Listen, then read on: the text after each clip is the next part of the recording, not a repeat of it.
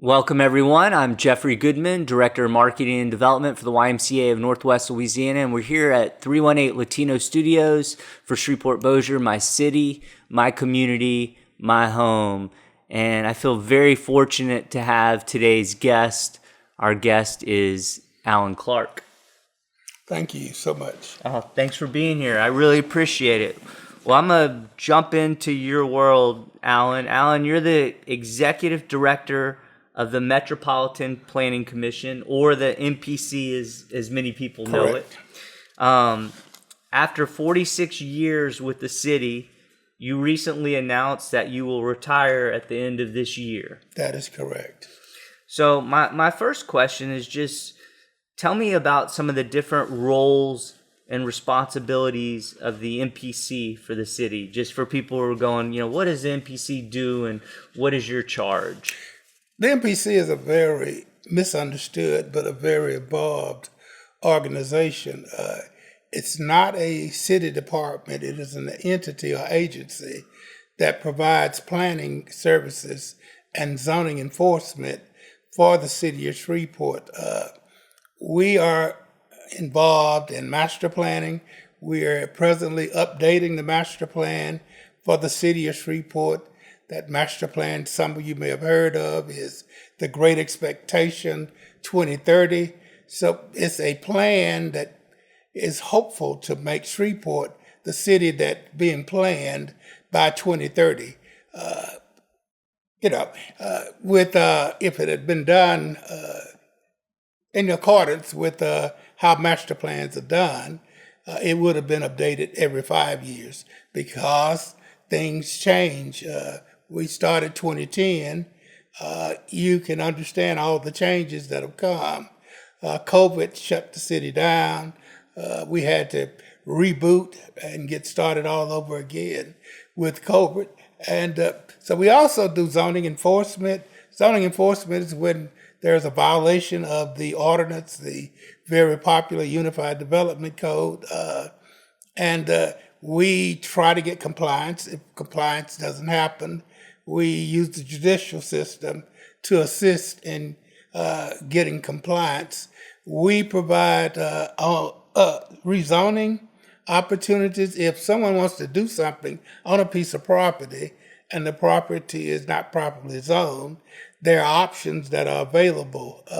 Rezoning, a special use permit, and these are just, and conditional zoning. These are just opportunities to allow a applicant to go before the MPC board. The MPC board is a recommending board. They recommend their decision to the Shreveport City Council. We also, by contract, we have a contract with the Caddo Parish Commission, and therefore we provide services to up to 5 miles beyond the city limits of Shreveport. At one time, those two entities were together by state legislation. The parish felt that it could better provide services and not be a part of this organization with the city. And so now we provide those same services to the parish. They have another board, and that's the Caddo Parish Planning and Zoning Board. Okay. And you mentioned it, but you recently helped spearhead the $300,000 master plan update, the first since the $1.2 million Great Expectations master plan was delivered to Shreveport residents in 2014, maybe. Tell me about this tell me more about this master plan update and why this is so important for our city. I'm glad you asked that question. Like I shared earlier, master plans, when they're done, they're projecting. And if things go as they project, the master plan is a wonderful document. But in most cases, things don't go as they're projected. So we felt, when I became the director, felt very strongly that we have a document that's sitting over here. It is for the city of Shreveport. Some people have said it was just sitting on a shelf collecting dust, but this was a plan for the city of Shreveport, and this plan was not being followed. And it was not being followed because no one was actually promoting it. what came out of the master plan was the Unified Development Code, and it was a code to encourage development in the city of Shreveport. One of the things that citizens were not happy about is that Shreveport appeared to be not business friendly, and there was no method of businesses coming to Shreveport. And we had to make that document easier to navigate through. When it first got enacted, there was a lot of resistance. But once we started working, I think over 300 code text amendments have been done during my period as director, because you have to listen, you have to work with, you have to talk to find out. You just can't be stuck on this is the master plan and there's nothing you can do but follow the master plan. And I noticed you're wearing a One Shreveport shirt, if I'm not mistaken. One Shreveport was or is were the listening sessions that informed the master plan and the plan moving forward. Is that correct? Or talk a little bit about One Shreveport as I'm looking at it on your shirt. One Shreveport was the brand that we decided to use with the update of the master plan. We've always felt that we're better united than we are divided. And we were encouraging citizens to become involved in order to work together to ensure that all communities, all neighborhoods, all sections of the city are equitable, they're all taken care of, they're vibrant, they have citizens living in them, they have adequate parks and other amenities in them. They're being heard. They're being heard. And that was the most exciting part. And you know, these shirts are attempts to spread the word, and by your noticing it, it might be people are noticing, because sometimes people just tell me, I like your shirt. But this was one of the ways that we were advertising the update of the master plan. All right. Well, we've heard a lot in the news recently about Shreveport's new one-stop shop. Tell me some about this, if you could, and why this is such an important development. Well, developers like to come to cities where they go to one place, and in that one place, they do all of the things that they need to do. The MPC is the beginning part of One Stop Shop.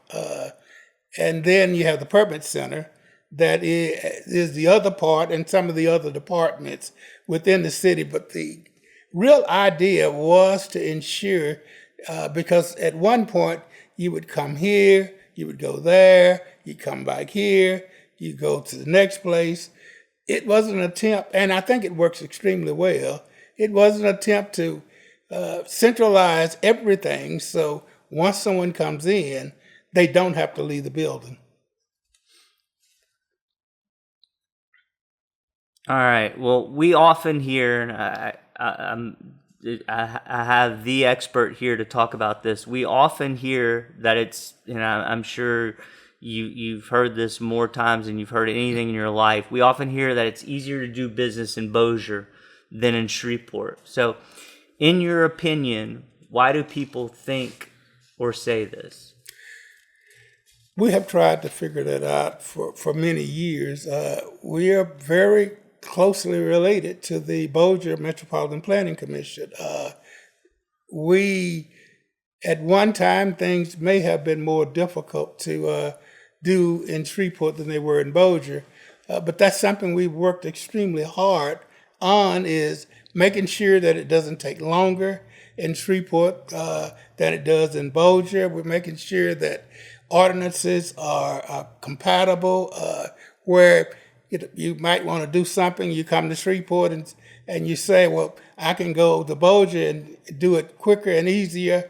We've tried to make the ordinances more compatible with each other, and just eliminate the idea that it is easier to do business in Bossier. We have no problems with people going to Bossier. That's their right. That's their money. They spend it wherever they want to. And Bossier has the same opinion as for, because nobody really understands this, but people, when they don't get what they want in Bossier, they say it's easier to do business in Shreveport, and I'm going to Shreveport. So that's one of the reasons that we talk a lot and we make sure that our ordinances are compatible. And this is my last formal question. I'm going to come back to you after this, but and this is kind of a large question, but as you look back on your time with the city, I want you to talk to me a little about your legacy. What do you count among your greatest accomplishments as you look back at a incredible career that you've had, and how about your biggest regrets? Just, you can take them in any order, or just looking back, kind of talk to me about how you see things. As you said, I've had a wonderful career with the city. I came to the city in 1979. Wow. And at 1979, the city was transitioning from a commission form of government to a mayor council form of government. So I've been here through every mayor that the city of Shreveport has had. Had an opportunity in different areas, had an opportunity to touch the community. I was very involved with job training and job education for young people that were struggling in inner city neighborhoods, providing them those catch-up opportunities when they fall behind in school. Had the opportunity of being the zoning administrator, where I had to go out with inspectors and correct zoning violations.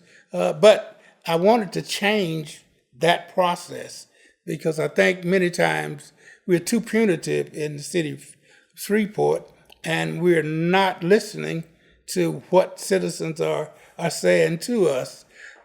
Becoming director, you have an opportunity. The zoning administrator's office is on the east end of the hall, and the director's office is on the west end of the hall. And the transition from being zoning administrator, where all you're focused on is code compliance and code violations, until you get down on the other end and there's a whole wealth of information that you have to be a part of and you have to implement. I guess the greatest accomplishment would be being selected as executive director. I just felt that being zoning administrator was a dead-end job. I enjoyed it. I wanted to do it, but I did not see a path to go anywhere else.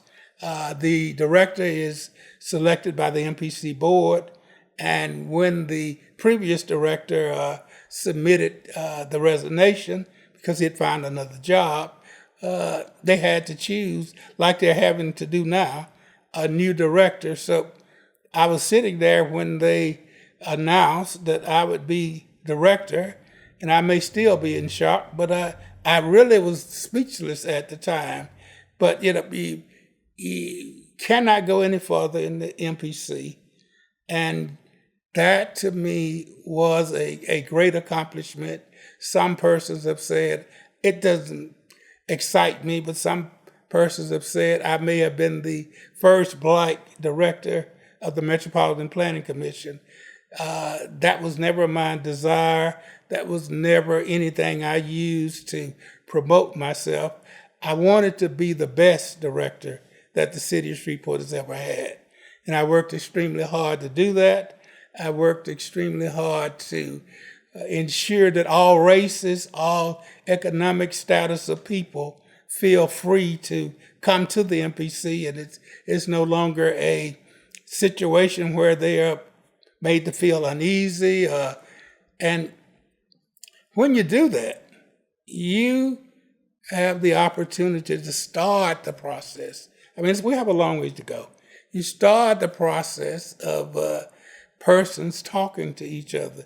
You start the process of persons in Southeast Shreveport talking to people in North Shreveport. And if you are doing that correctly, at a certain point, people start realizing that one Shreveport means that we're all the same. And that's why one Shreveport, I hope once I'm gone, continues to be the brand of the master plan and be the brand that's developed, because I think Shreveport is the greatest city in the world. I've always felt that way. I've gone to a lot of cities and they have interesting things and they have wonderful things. But I think Shreveport is the greatest city in the world. The lead consultant, when he addressed the city council, shared with them that Shreveport has excellent bones. Shreveport had a little bad luck along the way, but if we start to work totally together, Shreveport can rebound. And, we're hearing of investments that are happening downtown. I'm excited about them. I don't know what they will be, but it's real exciting that someone wants to come in and look around downtown and look at all the empty buildings and say, I can make a difference. But you can't make a difference unless you have funding. So it's important that someone has come in that has adequate funding and has purchased a lot of the properties down here and started the planning process with the properties down here. So I guess being director has been the greatest accomplishment I've made. And talk to me about, I know it's not fun to say or think about, but talk to me about one or two of your regrets as we wind down the final, 5 months of your service, which has been an incredible time with the city, and we're so grateful and thankful to you for that. Thank you. And interestingly enough, it turned out much better than it would have looked like it would turn out at the beginning. We started enforcement outside the city limits of Shreveport because that was our jurisdiction, up to 5 miles beyond the city of Shreveport. And citizens in the rural areas were not real receptive to enforcement in the rural area because they felt like that's why I moved out of the city of Shreveport, so I could do what I wanted to do. So when we started doing proactive enforcement in the parish, the citizens rebelled. They contacted the state representative.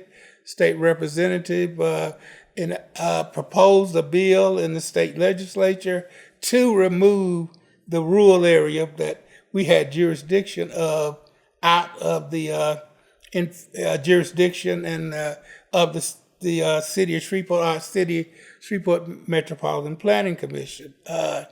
What that did, though, one of the gripes that the citizens in the rural areas had was they did not have representation on the board, and they were right. The mayor sends in, recommends board members, and the council approves those, and the commission at the time would approve those.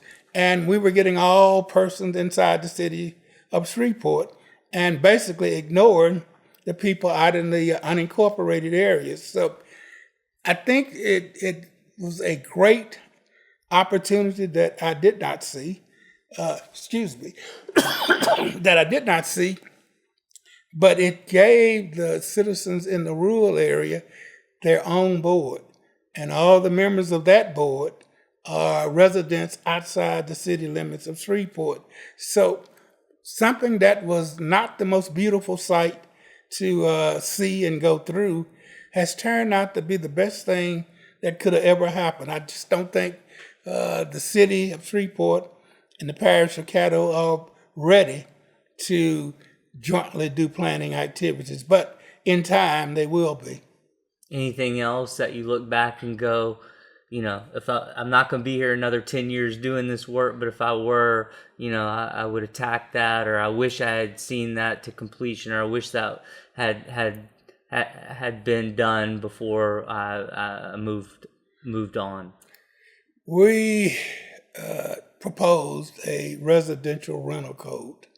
You may have seen that there were a lot of multifamily apartment complexes that have been shut down because they were substandard and they had other health issues. And we did a whole lot of research on presenting this residential rental code. It did not make it through the process. I think that's very regrettable because the people that live in these facilities are still not being properly addressed. The facilities are not the most clean, the most rodent-free facilities in the city. I regret that we could not push that all the way through. For an uneducated person like myself on this issue, what is the opposition? Like, why were folks opposed? What would someone be opposed to with regards to that? Well, landlords were going to have to do some things that they don't have to do now.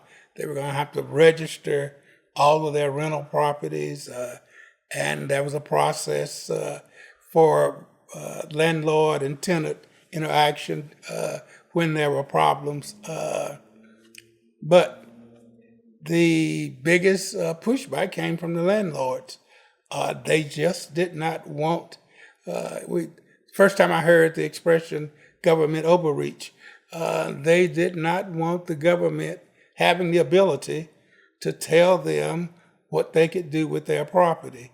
And it was not a harsh law. It was just a law that would allow for everybody to have a voice, because we still have tenants out there screaming and hollering that these conditions that we're living under are just horrible. But we have the Department of Property Standards, and they do an incredible job, but they are just one department, and we have a whole city. And if we could just come back, and I'll be long gone, and I'm not in tears about being gone. When I announced my retirement, I was happy, I was joyful. There was nothing that anyone had done to me. I just felt it was time to pass the torch to someone else. But those are some of the things that affected me. But those are some of the things that actually motivated me. Sure, trying to fix and Yes. trying to improve. And you talk to a lot of people, and a lot of people won't like you initially, and won't accept what you're trying to say to them. But if you keep on talking to them, they realize that planning is not the worst thing that ever came to Shreveport. My grandma always said, if you fail to plan, you plan to fail. So planning is essential to us as a city growing. Well, Alan, is there anything else you want to share today? We have all the time in the world. If so, I feel so honored to have you here today. I commend you for all the work you've done. It's a very difficult job you've had for a long time, one that you know far better than I do, but you probably hear far more negatives than you do positives. And I just think that's the nature of the job and the nature of the work, and anyone who comes in after you is going to have a similar experience. But if there's anything else you want to share or say, by all means, please, we'd love to hear it. Thank you. My main goal when I accepted the job as executive director was to ensure, because like you said, I came in under hostile type environments, was to make sure that when I leave the city of Shreveport, it would be much better than it was when I came into the directorship of the City of Shreveport. And I think I've been relatively successful in doing that. I had an opportunity to be the hiring and firing of MPC staff, and we recruited, in my opinion, we recruited some of the most gifted young people in the country as planners and inspectors and so forth. That's a real special thing. If you have people that know what they're doing, then you don't have to continually have to tell them what to do. We had a situation where persons did not know what was coming into their community. When they would know something was coming, when trees started falling down and dirt started being turned. And we realized they were constantly complaining that we didn't know what was happening. We had no input at all. So we developed the neighborhood participation plan. This is a meeting that's hosted by whatever applicant is trying to do something on a piece of property. And it's a meeting between that person and the neighborhood. We try to stay out of it. We encourage elected officials to stay out of it. We think that is an opportunity in a relaxed type environment, because once you get to Government Plaza, it's not so relaxed. But we think that in a relaxed environment where you're just sitting down, talking to each other, and what happens is a lot of times the applicant will agree with the concerns of the neighborhood and actually adjust their proposed project. That is one of the greatest things that we could do, because that puts citizens back in the decision-making process. And these meetings have been successful. Some have been poorly attended. And, it's a process. These things have to catch on. And you have to give it time to catch on. One of the mistakes that we sometimes make is we feel that we have the answer. We know exactly what people want, so we go and tell people what they're going to get. They have no input. We just tell them we're going to do these things in your community.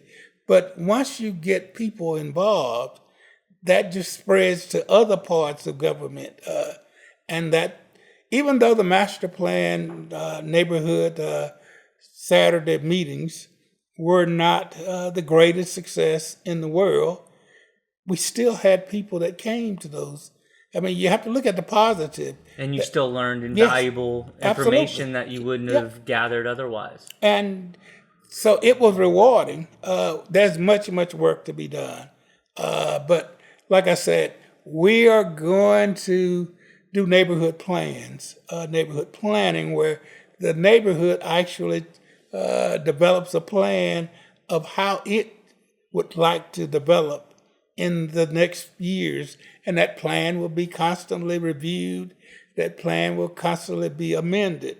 But that is an opportunity for neighborhoods to make decisions or make recommendations about the worst streets. Right now it's not done haphazardly, but it's just done by the administration and the council. And there's nothing wrong with it.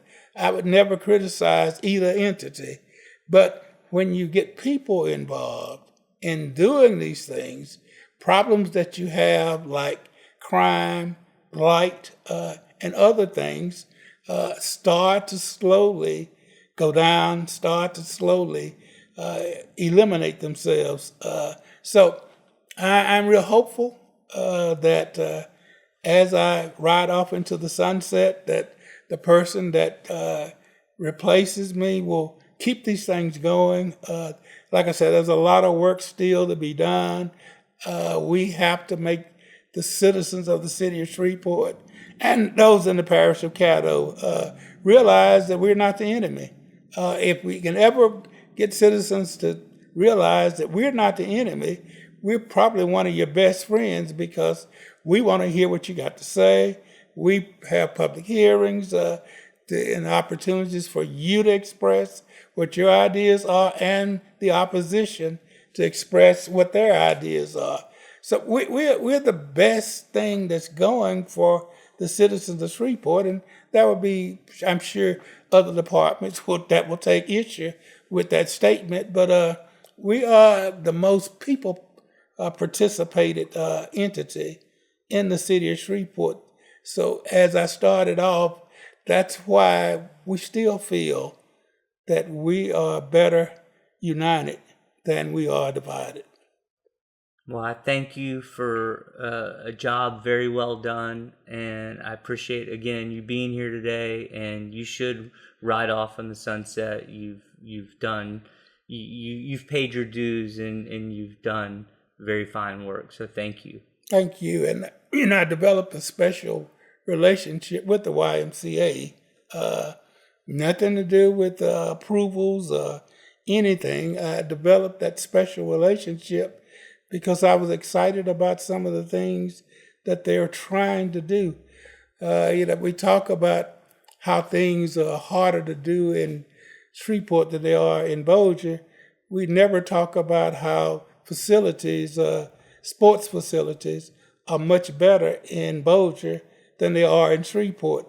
And I like what the Y is doing as far as trying to bring in baseball, fields, pickleball, etc., because these are things that attract people to Shreveport. You got to get them here so that they can find out that this is an incredible city, but you got to have things to entertain them with. You got to have things that they're interested in.